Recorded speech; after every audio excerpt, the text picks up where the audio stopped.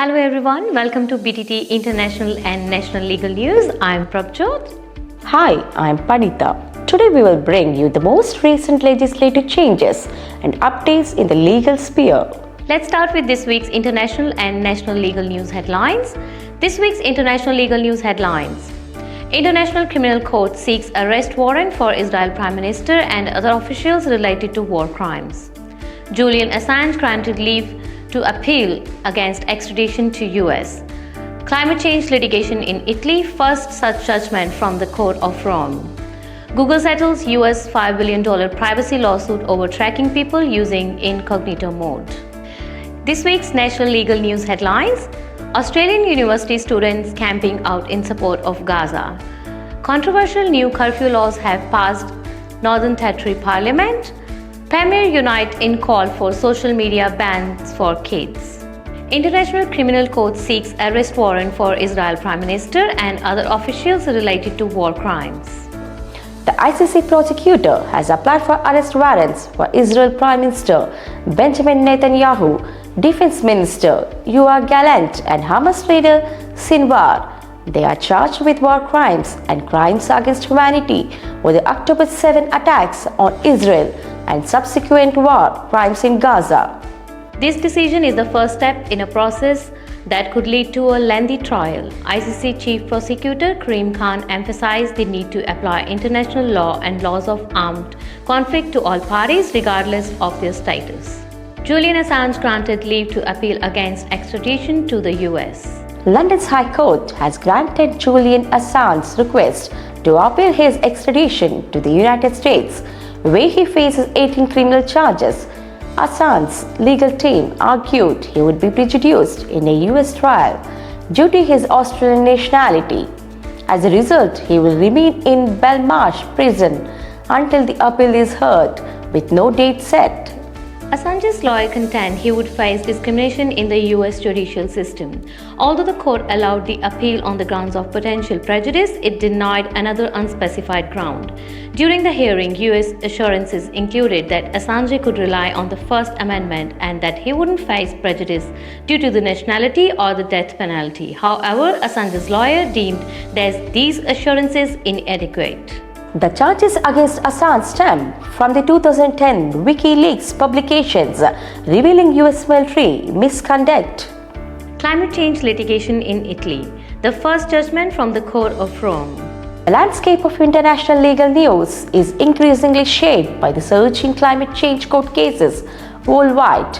The UN Environment Programme and the Sabin Center for Climate Change Law at Columbia University report that the number of cases has more than doubled since 2017. A recent case in the Court of Rome exemplifies this trend. Private citizens and associations sued the Italian state for failing to meet its climate obligations. Although the court dismissed the case citing lack of jurisdiction, it acknowledged the seriousness of the climate crisis and left room for future legal action, particularly in administrative courts. This rise in climate litigation isn't confined to states.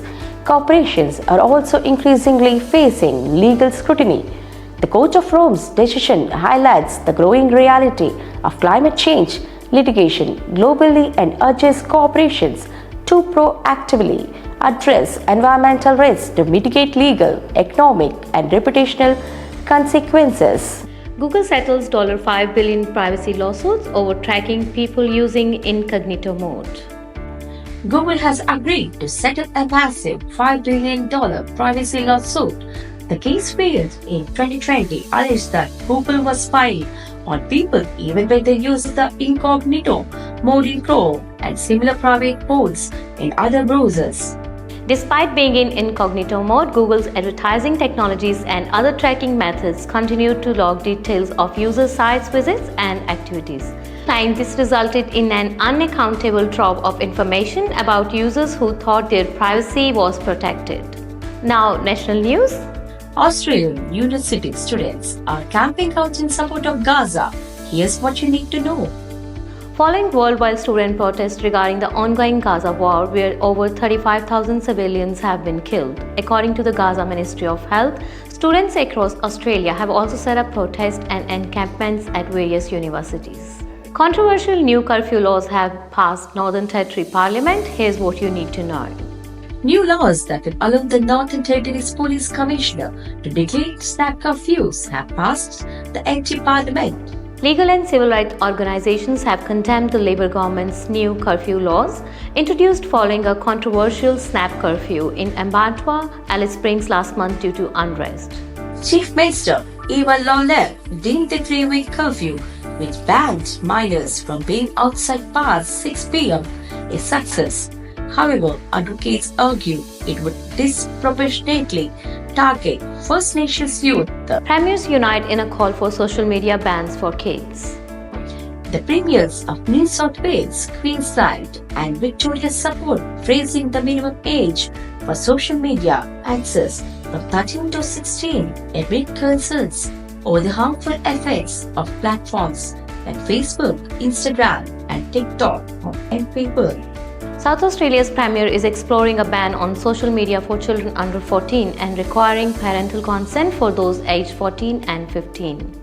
The Premiers aim to address the negative impact of unregulated social media use on youth and emphasize the need for the urgent policy action.